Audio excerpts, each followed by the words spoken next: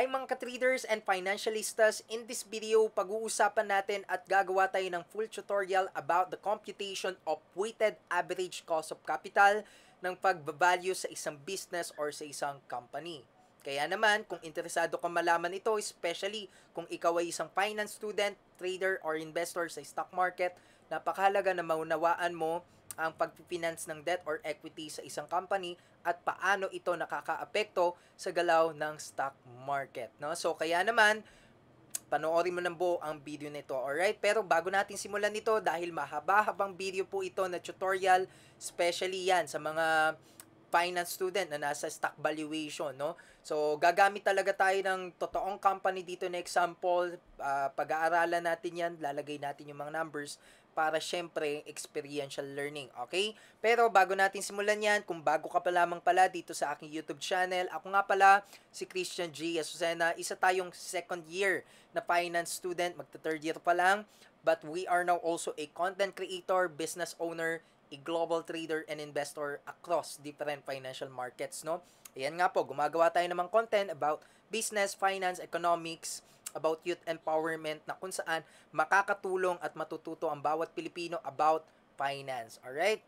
So, without further ado is, pag-usapan na po natin, no? At gumawa na tayo ng full tutorial ng WACC or na weighted average cost of capital. Okay po? So, medyo mahababang tutorial ito pero panoorin nyo lang kasi worth it yan, no? At kailangan matutunan natin yan as a trader and investor in the market. Alright?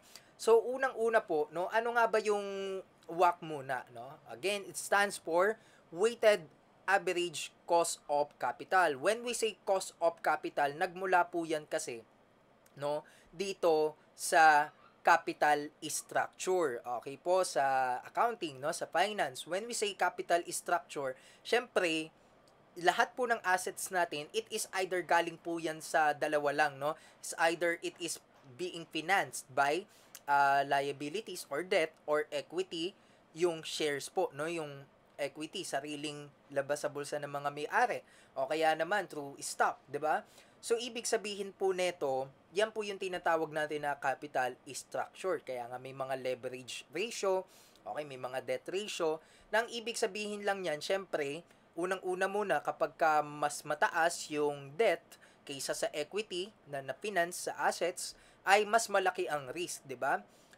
Ibig sabihin lang po nun, kapag ka yung solvency and liquidity hindi masyadong maganda. Pero kapag ka naman equity mas mataas kaysa sa debt, okay din naman yon, kaso nga lang mas tinatawag po natin mas mababa, no? Yung tinatawag natin mga na mga efficiency ratios, no? Mababa naman po. So kaya dapat sakto lang po 'yon. Kumbaga, hindi gaanong mataas yung debt or hindi rin gaanong kababa to be able to maximize other people's money. Okay po. So diyan nagmula, kumbaga, yung theory na yan, no, na yan, sa CAPM at sa WACC. Okay, dahil it is being financed by debt and equity. Okay po.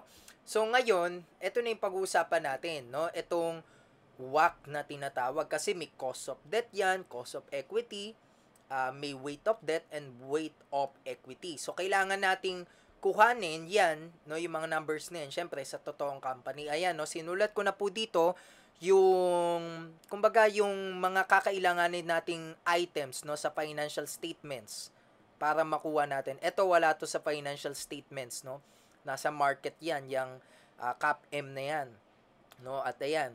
So, gagamit po talaga tayo dito ng totoong company at search lang natin, no. Kumbaga, yan muna yung mga trinesent ko. Ayan, mga kailangan nating formulas, alright? So, ngayon, let's say URC, no, Universal Robina Corporation ang ating gagamitin na company, no. Ang URC, ayan, ay isang retail, no, na company dito sa Pilipinas, yung mga Jack and Jill, you know. So retail siya. Punta lang kayo sa WSJ, full tutorial nga kasi ito. So WSJ URC, and then punta po kayo sa financials, no. No, pag nasa financials kayo, ayan na yung 3 statement modeling, yan na nga, income statement, financial position, and cash flows. So ngayon, nahanapin na natin ito isa-isa para mabuo natin yung tinatawag na WACC. Okay? So, WACC is being expressed in percentage, no? So, ibig sabihin, percent po yung WACC na yan, yung kakalabasan dito. Okay, so dito natin nililista, okay, or i-input, and then we are good to go. Okay po, so URC ang ating hanapin na WACC ngayon, okay? So, ano ba yung una, no? Sa cost of debt, meron tayong interest expense, short-term debt, and long-term debt. Siyempre, yung interest expense, hanapin muna natin yan dito sa income statement, no? Kasi, expense po yan eh. So, interest expense. Okay. So, asa na yun? Ito po, no? At yan ay in millions po yan, no? Ayan, no? All values in billion. So, hindi po yan ganyan lang na number, no? Times 1 million pa po yan. So, interest expense, kunin na natin. Okay, interest expense. 781. Okay, so lagay natin dito. Ayan. Okay, so para hindi tayo malito, ganyan na yung gagawin natin, no? Ayan. Short-term debt, nasa liability siya. So, dito, balance sheet. Okay, hanapin natin yan at nandito yan sa liabilities. Ayan, short-term debt. Ito, copy-paste lang natin. Okay, ba't gano'n nagdi-default? Nagdi-default siya. Ayan. Okay, and then, long-term debt naman. Okay, where is it? Here it is. So, yan. Matatagpuan naman siya sa mga financial statements. Kina-copy-paste ko na lang para medyo mabilis. Okay, ngayon, para makuha po yung cost of debt natin na tinatawag, no? Ang kailangan po natin gawin is, ito, ipag-add po ito. Okay, ipag-add natin yan. And then, i-divide natin, no, sa 781. So, let us try, no? Hindi ko na po gagawin dito, kumbaga manual, para sasabayan ko kayo, no? Manual computations na lang. So, ang kailangan natin gawin ay 781 divided by 23 to 20, okay, plus 2001. Okay, and then times 100%, that is 3.10%. Okay, 3.10%. Okay, yan ang ating cost of debt. Okay, ibig sabihin, yan yung utang ng company with the interest expense, no? Ayan po yung ito yan, no, sa capital structure, cost of debt, okay? So, ngayon, punta naman po tayo dito sa effective tax rate muna, no? Effective tax rate kasi nasa financial statements din. Income tax expense, no? So, nandun po yan sa income statement. Okay. So, dapat, no, naka-prepare na ang I advise you. Ito kasi, kumbaga, rantro lang, full tutorial. Pero, I advise you na ihanda nyo muna lahat. No, kumbaga, meron ng income statement dito, may balance sheet na, para naka-ready na po kayo at hindi na kayo masyadong maghahanap. So, income tax, ito. Ayan. 3,000. But actually, it is being multiplied by millions. So, and income before tax pala. Ayan, income before tax. So, that is pre-tax income. Ayan. Okay. So, ngayon, ang gagawin lang po natin dyan is, i-divide ulit natin, no? 3,000 divided by 17,850. So, that is 16.81%. 16.81%. Okay, yung effective tax rate po. Okay. Ngayon, when it comes to this, kung makikita nyo yung formula, 'di ba? So, kung makikita po natin dito, ano na yung next step po natin dito? Wait lang, no? Medyo lumaki. Ayan. So, ang next step po natin dito, kung makikita natin, no, sa ating examples, no, cost of debt, 3.10%.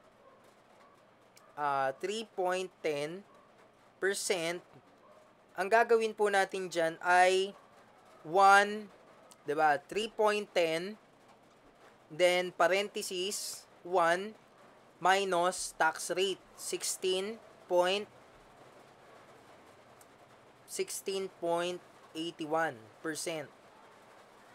So times 100. Ayan. So meron tayong 2 point dito yan eh. 2.57, 2.58% no, na cost of debt 1 minus the tax rate. Okay? Cost of debt natin yan. Okay, ngayon dito naman po tayo sa cost of equity. Okay, yung cost of equity naman natin, yan ay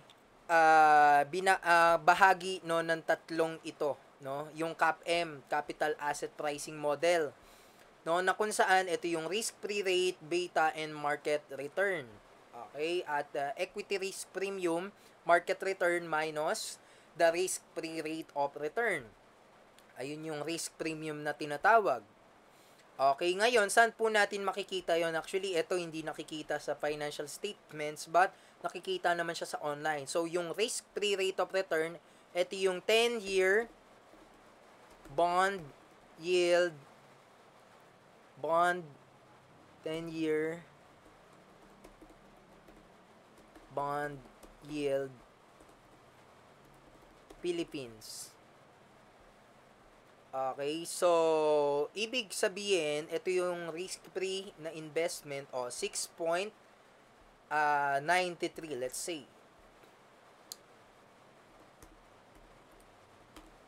6.93.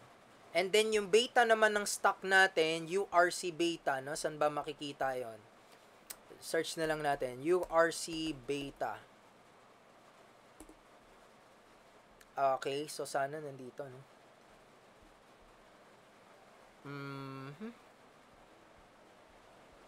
Ayan. Kung makikita natin, ang beta niya ay 0.591, no? Or pagka less than 1, ibig sabihin less volatile. Pero kapag ka above 1, ibig sabihin nun ay mas volatile or mas risky siya kaysa sa market.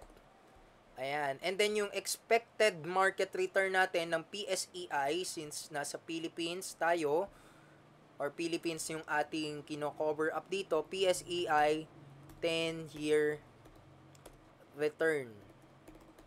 Tama ba? Average.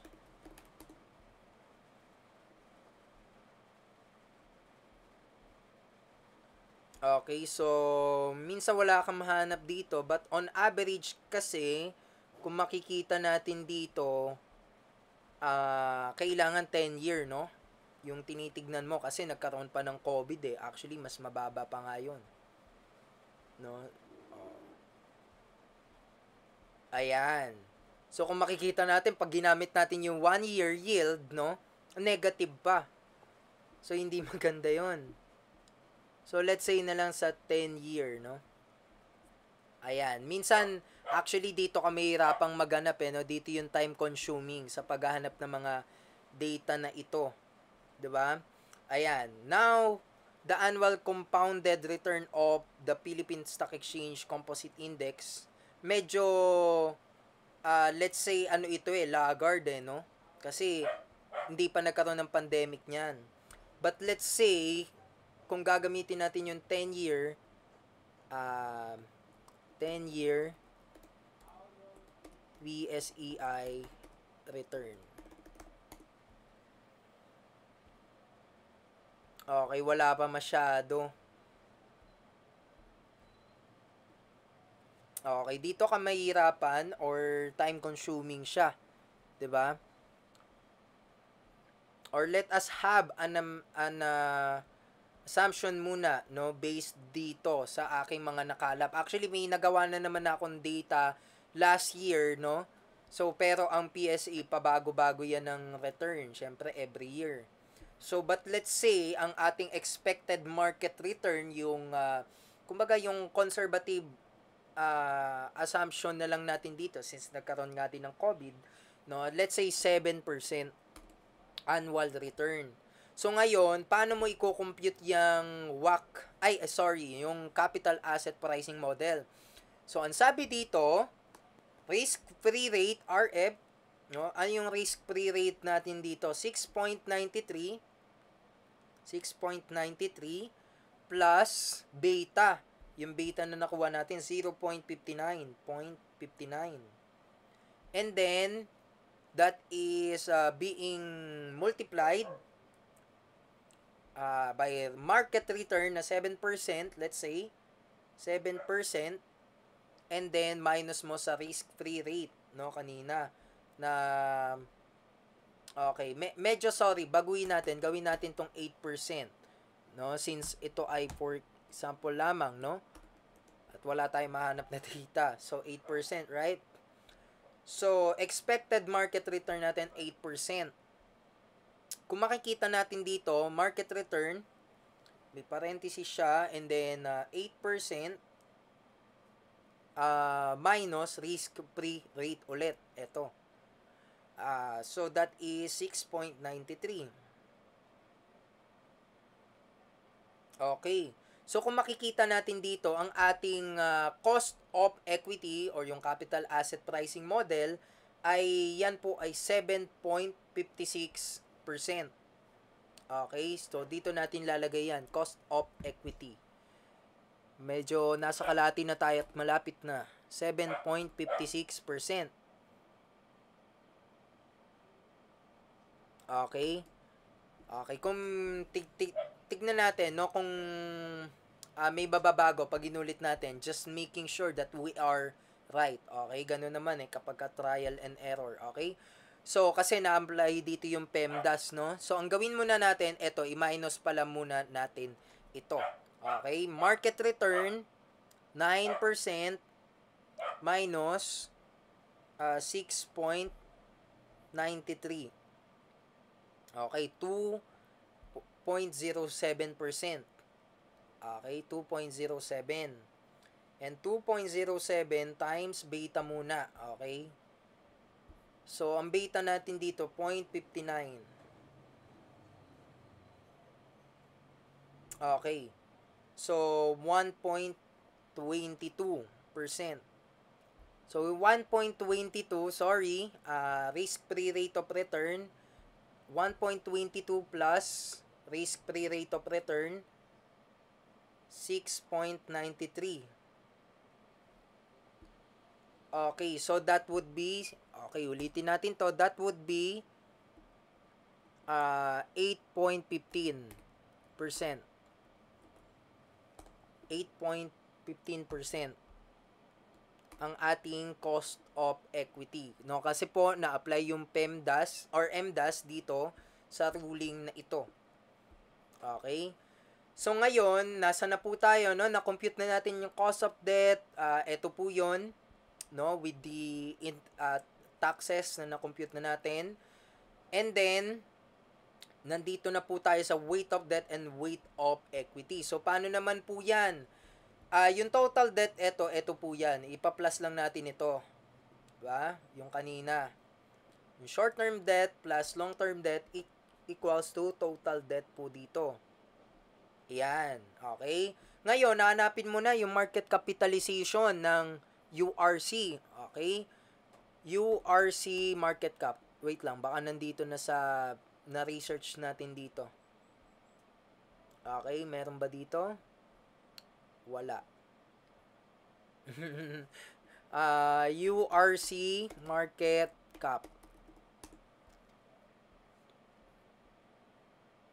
Okay.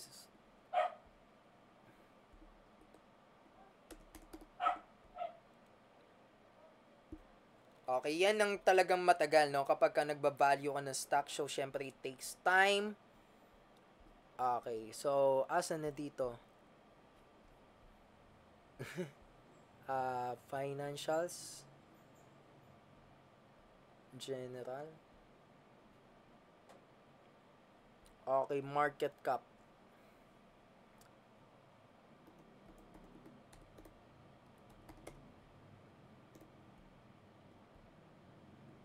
Pwede nyo siyang mahanap sa PSE Edge rin. Universal Robina Corporation.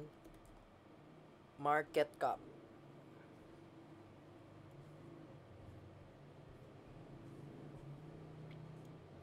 Okay, so tignan natin. Ayan, nandun dito.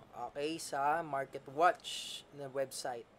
So, ang kanyang market cap po ay dito. Ito. Okay, 2.38 billion. So, lagay po natin, no? Let's say, ano na natin ito. Gawin na nating 2, 5, 2, 2, 1. And then, yung kanyang market cap ay 238.84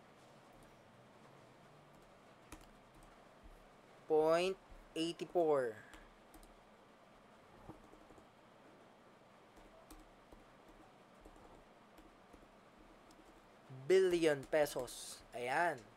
So ngayon, para po makuha itong weight of debt and weight of equity, ipag-add muna natin yung total debt and market capitalization. Dito po yan sa total. Okay, ngayon para malaman po yan, yung weight of debt and weight of equity, ay ang gagawin po natin, i-divide natin itong 25 billion, right?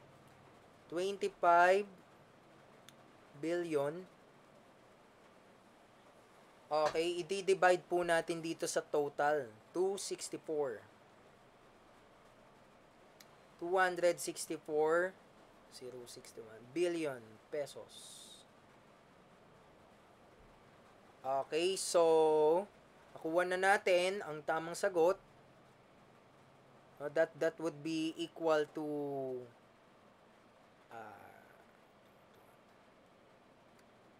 okay.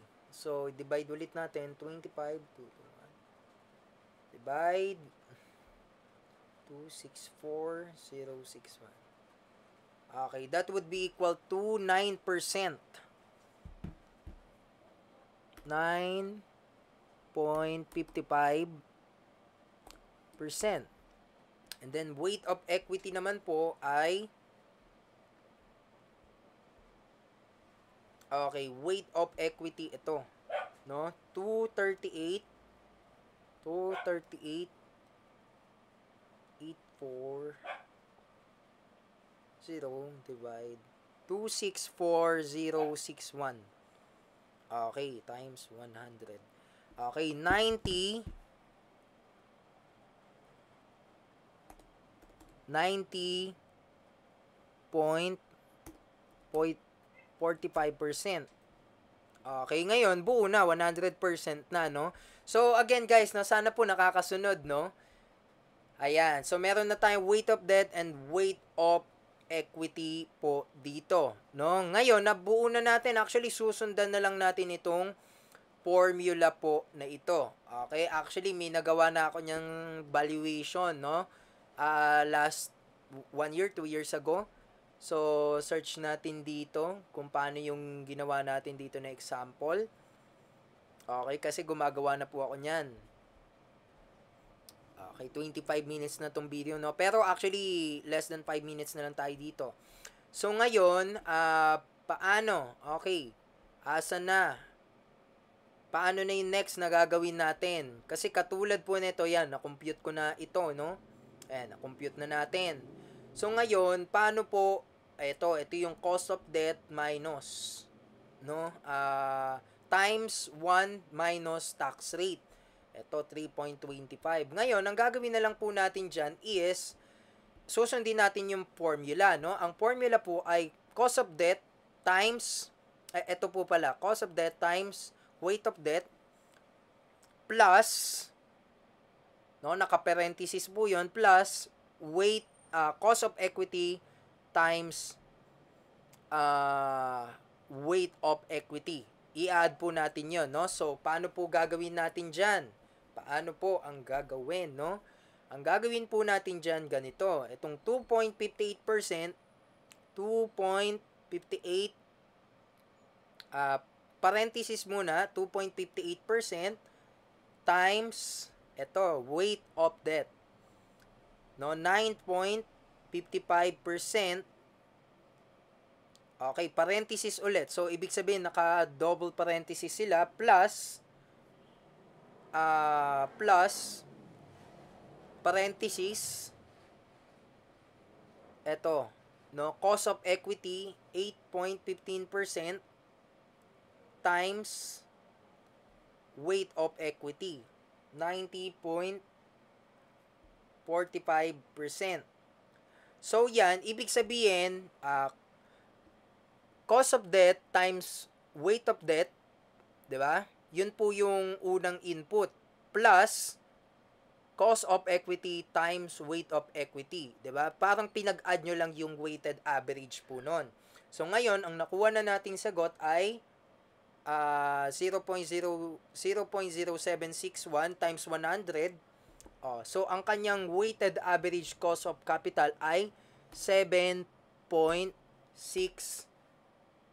no, round off percent. So yan na nga po ang ating WACC na tinatawag. Okay? Or yung weighted average cost of capital, na ang ibig sabihin po niyan, no, the more na mas mababa yung WACC, no, actually mas maganda kasi ibig sabihin this is the required rate of return, no, of the company. Ibig sabihin kung may investment, no, kailangan mas mataas po dito. Kung may project or investment, kailangan mas mataas dito. At ang WACC, yan ay ang kadalasan na ginagamit sa tinatawag po natin na, no, na discounted factor or discount rate, no, sa inyong discounted cash flow. Okay, so yan po yan. Parang katulad dito, cost of debt, ito iba pong company ito, no? Cost of debt times weight of debt, diba? And then plus cost of equity, ito, cost of equity times weight of equity. So ngayon, pag pinag-add nyo yun, yung weighted average nun, yun na yung WACC po ninyo. Okay, yan yung reference. Ibig sabihin, kapag ka pinagsama yung cost of debt and cost of equity, dahil nga po sa capital structure na hindi naman puro stock, no, hindi naman puro ownership, no, kundi may debt rin nakasama. Yun po yung tinatawag natin na cost of debt and equity, no, na kapag ka pinagsama, yun nga po yung weighted average cost of capital or also known as the expected, no, this is the minimum required return, no, required rate of return ng isang project or investment. So meaning pwede itong magamit, no, sa discounted cash flow. At yun ang next natin na pag-aaralan, no, discounted cash flow. Pero mahaba na tong video na to, medyo hinahinay muna tayo. Ayan na nga, no, kasunod na yung discounted cash flow. Pero ito sa ibang company to, no. Example lang yan, 'di ba po? So nakita natin, ito dito ko siya pinagayaan sa dati kong example, ayan, interest expense, ayan, cost of debt, and then may tax rate, and then ito na nga yung CAPM or cost of equity, and then yan. Okay, so the more na mas mataas itong WACC, hindi po maganda.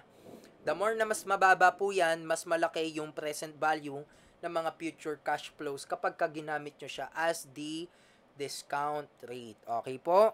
So, kaya yun, no? Sana hindi kayo naguluhan kasi ako nga, no?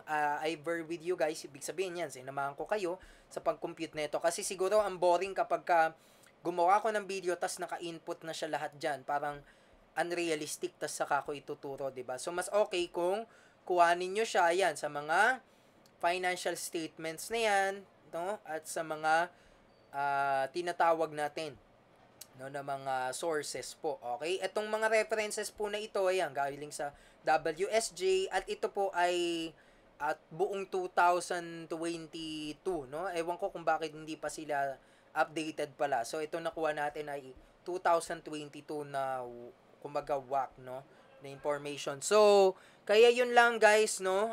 Mas maganda niyan kung i-compare nyo siya sa historical WAC niya o kaya naman sa industry average o kaya naman sa kanyang mga peers. Alright?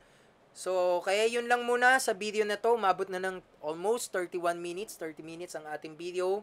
Mas marami pang kasunod na ganito. Yun nga lang, medyo mahaba at medyo komplikado, no? Kumbaga, di naman kasi ito pang trading. Kumbaga, fundamental analysis of trading po ito, no? Kaya naman, marami pang measures, no, ng pag-value ng isang company or ng stock, no? Hindi lang itong WAC. Kasi yung WAC, no, itong ang CAPM nagamit sa WAC. At yung WAC, or yung discount rate, magagamit po yan sa discounted cash flow. Ayan, kung makikita nyo po dito, ang ating discount factor dito ay, di ba? Discount factor natin dito, ayan, 2.99, di ba? So, kaya naman, gagamitin natin to sa mga next videos pa natin, itong reference natin na to, no? DCF naman ang kasunod niyan, or discounted cash flow, para malaman natin yung intrinsic value ng isang company. Okay? So, but again, ngayon lang tayo magdi-disclaimer, this is only an assumption or calculation, meaning ito ay pwedeng mag-iba-iba talaga kasi tignan nyo po, no, baguhin nyo lang ng isang percent or 1% yung number dyan, magbabago na yung mga totals po niyan. Okay? Kaya it is very sensitive po na nangangahulugan na wala naman talaga makakapredict ng presyo ng stock 1 year from now, 3 years from now, 5 years, pero ito ay mga basihan lamang, kumbaga, ano yung possible na maging galaw, no, ng market by these factors. Alright? So, kaya yun lang mga ka-traders, maraming salamat sa inyong panonood. Ito ay URC, no, yung binalyo natin na company. At marami pang kasunod dito, no? Ang mga main character lang dito sa WAC, no, itong cost of debt, cost of equity, effective tax rate, weight of debt, weight of equity, no? Para makuha nyo yung WAC na tinatawag. Or, this is the minimum required rate of return. Alright? So, sana nakatulong sa mga finance students and sa mga traders and investors. Marami pang video na kasunod nito like this. Alright? So, yun lamang po. God bless you and see you on my next vlog. Bye-bye po!